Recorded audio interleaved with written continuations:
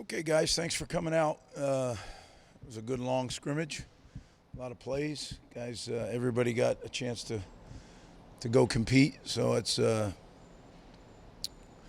just what we needed. But now we need to take a little rest before we get into next week's action. So with that, I'll open it up. I guess what's your initial evaluation of what you saw from the defense? You know what? There was some breakdowns defensively. Gave up a couple of big plays. I think we have to be more. We need to execute with more precision. I don't think we're far off, but you don't have to be far off. So we have to make sure that we're fitting the runs more precisely and that we're playing technique in the pass game. We did some good things, third down and that kind of stuff, but you got to stop the run. Greg, your thoughts on the quarterbacks and AJ, getting more look now as the backup? Yeah, I thought all three quarterbacks were impressive. I thought they had command of the offense. Obviously, Ethan, I think, is playing at a high level. AJ really had a good day. And I thought Sean really did some good things too, showing that he has a feel for the game and for the offense. So I thought it was an impressive showing by all three of them. And then Rocco got in, and as Rocco does, he made some things happen. So it was good. Greg, I wanted to ask you about the defense as a whole. It's now 2 weeks into camp, replaced a lot of guys, a lot of new players, a lot of new coaches. How do you feel they're all kind of adjusting to? I know it's a similar scheme, but. Yeah, I think we're gelling, but I think there's definitely an adjustment period, and this will be great to have. This is the first live tackling we've done. So a lot of times the whistle will blow in practice when we're thudding, and you think it's a 2nd and 8. Well, no, it isn't. It's 2nd and 3. Well, that's a big difference, right? The play defenses they get called on 2nd down are much different on 2nd and 3 than on 2nd and 8. So I think a little bit of when they watch the tape, okay, now I get why I have to squeeze all the way down. It's not good enough to squeeze halfway down. I got to squeeze all the way down to the next man, because that little piece of daylight is where runs were creasing. And, it's awfully hard to play behind the chains on defense. I thought we were behind the chains a lot, especially early in the scrimmage. A bit of a different environment for this one. Obviously, you mentioned everyone gets a chance to compete, play in the stadium for first time this summer. Is there a position group or a unit that you feel like benefits the most from that kind of change of scenery today? No, I think it's the whole team. Like I really, early in my career, through my experience, I kind of understood if you make the stadium a kind of a sacred place and you only go in there to do games and game-like stuff, the players really have a sense of a heightened awareness when you go in there. And that's what we try to make it. So I felt like there was an excitement about going into the stadium and playing, and I thought that, it was a long scrimmage. And I thought our focus was good for the entire scrimmage, which is hard. It's not easy for guys to focus that long, let alone during the season when that's a game. But, these guys have been going at it all day, every day in training camp. And to come in here with the level of focus, both sides of the ball and the kicking game, I was very pleased with that.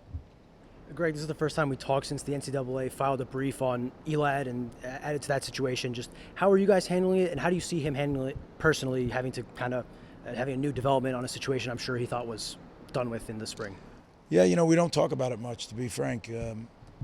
That's out of our control. We worry about the things that are in our control. We have good lawyers. We believe we're correct on this, so we'll trust the lawyers. And Jet's having a very good camp and really playing very well. And I thought he played well today. So, just go about our business and make sure that we are controlling the things that we are in control of. A lot of different guys in the running back room. How did you feel about that unit today and as training camp has gone on, and kind of the run game as a whole?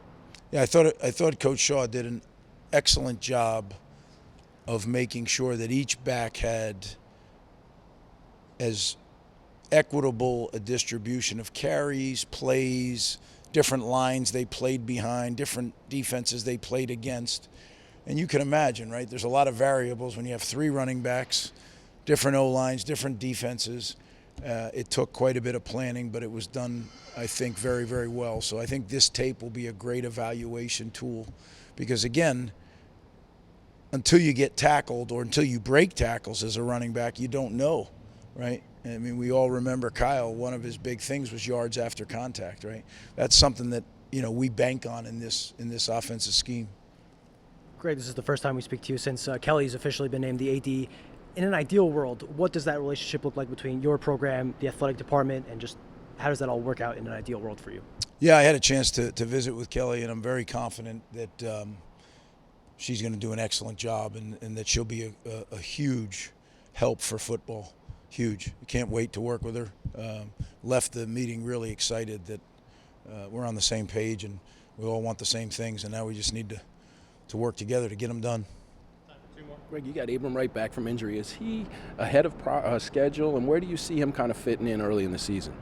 I think he's really done some good things, He worked really, really hard in his rehab to get back.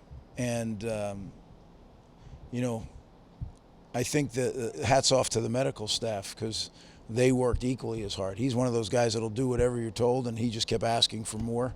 And I think he's really performed well in camp, and I thought he did some good things again today. So Abram is definitely an arrow-up guy.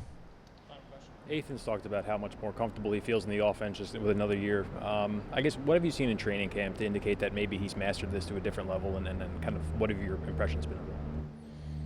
Well, I think Ethan's really comfortable with the offense. He's really comfortable with his environment, and he's really comfortable with this team because this is his team. I think a year ago he came in and had to win a job. So it's awful hard to lead others when you're competing for a job. Everybody on the team knows who the quarterback is, and he's done a very good job of leading. And the first part of leading is doing your job.